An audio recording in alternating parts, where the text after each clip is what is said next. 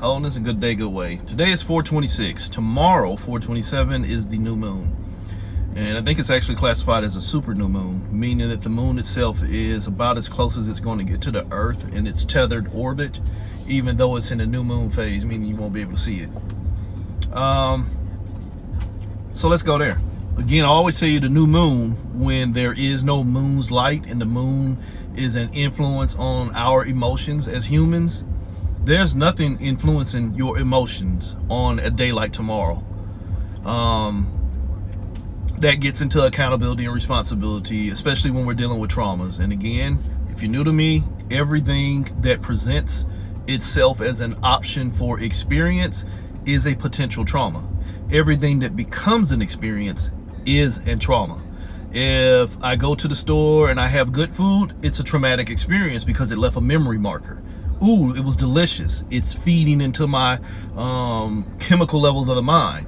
If it was nasty, it's like, ugh, I don't ever want it again. It's an experience. It's feeding into the chemical levels of my mind. I'm trying to stay out of it. So again, I always say traumas are double-ended. That good, bad, up, down, that's just a human perspective from a lower level mentality. Resonance only.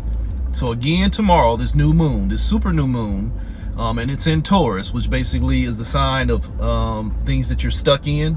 Stubborn energy, we'll call that stuck energy. One won't call it stagnant. There's a little bit of difference there. So energy that's stuck, that probably needs to learn to let go, to move. Tomorrow, a lot of y'all, a lot of us, let's go there. A lot of us need to learn how to let go of shit and just keep on moving. Not keep on moving because we just let go of stuff because I don't want to deal with it. And that's what a lot of people do. You still deflecting from deeper wounds, things that have really left nasty stains on your current existence, and you're just trying to stay trying to stay present as best you can. That's low-key survival mode. Another thing you'll hear me say is you're not here to survive, you're here to live. Another thing you'll hear me say that a lot of people don't pay attention to, in the sense of, you'll hear me say the Anubis function. When you get to the end of your journey, there's this purported ideology of passing review, you know, quote unquote, weighing your heart against the feather, the Mayat theory. There shouldn't be nothing to weigh. My heart is the attachment vessel. I shouldn't be attaching to all this shit I'm going through. I should just understand I'm going through what I'm going through. Hold weight for it, W-E-I-G-H-T and W-A-I-T. Hold weight for it while it's in front of me, while I'm deciding to give it my energy. But once I've let go, release. Ta-da! Then there's no karmic buildup in that aspect. And it's not easy, but if you keep telling yourself, oh, you can't just do that. The Akashic record said this, and my sign said this, and my life path said this, and the angel number said this, and that chart says this, and somebody else told me. If that's where you're stuck at, where somebody has already told you everything that you can do, that's on you. You are already attached to your limitation. So again, if you can learn to weigh less by waiting less on things to show you more of what you want to see, you'll be fine. So what I would like to say is, where we're currently at, from my perspective and my experience, the way society is operating right now, we're operating in a almost in a 1D, 2D type situation. People are so streamlined and caught in their traumas that they're unable to think past what's in front of them.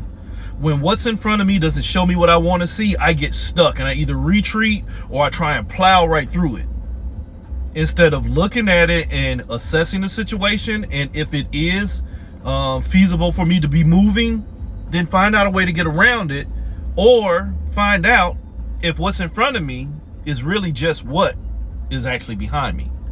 That'll fuck some of you up.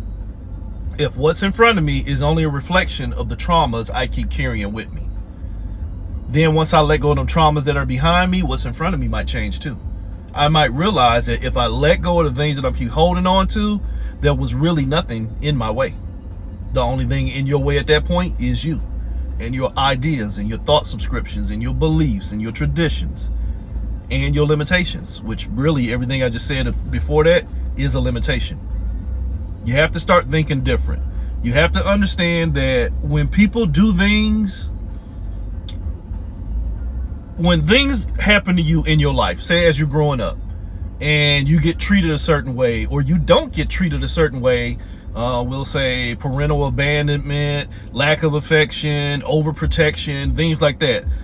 When those things leave that nasty mark on you as a child, and then it becomes your way as an adult, when you start to get into all these fantastic diagnoses that are out here now, where everybody is neurodivergent, neuro this, ADHD this, autistic that, and I'm not saying those conditions don't exist, but when you start to try and find the glamorization of all these conditions and not the accountability for release, or at least learning to work better with the conditions that you cannot get out of, when you are more caught in trying to find a way to make these conditions work for you, you end up working for them. When I understand, damn, you know what, them 19 years that I was just out here wilding out, nobody helped me do anything. Now that I'm in a position to help myself, I don't need to keep acting like them 19 years of wilding out. I need to realize now that I have now made it to a point to where I can focus on what's ahead of me without keep dragging them 19 years of trauma behind me. But again, that calls for responsibility and accountability. And it also calls for change. The only fucking thing in this universe that will be constant is change. And if you're unable to change, if you are so streamlined and stuck in what you think you know, then that is the only thing that you're going to get.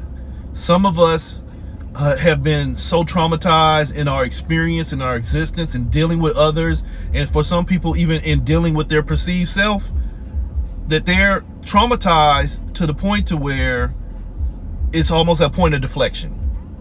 You can't be held accountable. You can't be taught. You refuse to change. There's always an excuse. And in a pandering ass society like we have now that is setting motherfuckers up for failure, that's telling you that, oh, it's not your fault. And I'm not telling you it is your fault, but they're pandering to you and making it somebody else's issue instead of giving you the criteria to see what's going on and supposedly trying to find some methods to assist you with it. All they're doing is telling you, oh, this is what's wrong with you, and make the world pay. Y'all better be careful with that shit. You have to start finding ways to look at shit for what it is, take people for what they've shown you or what they didn't show you, and then make the best assessment to show yourself what you need to see. Not what you need to show them, not what they expect from you, not what you want to see from them.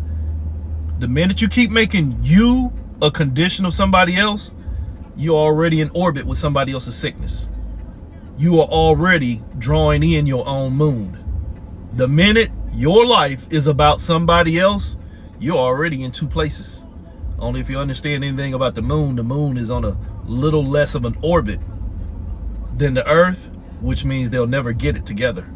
Some of y'all need to get it together with yourself. Stop letting your emotions rule you and find wholeness in yourself and stop trying to find peace in others. Good day.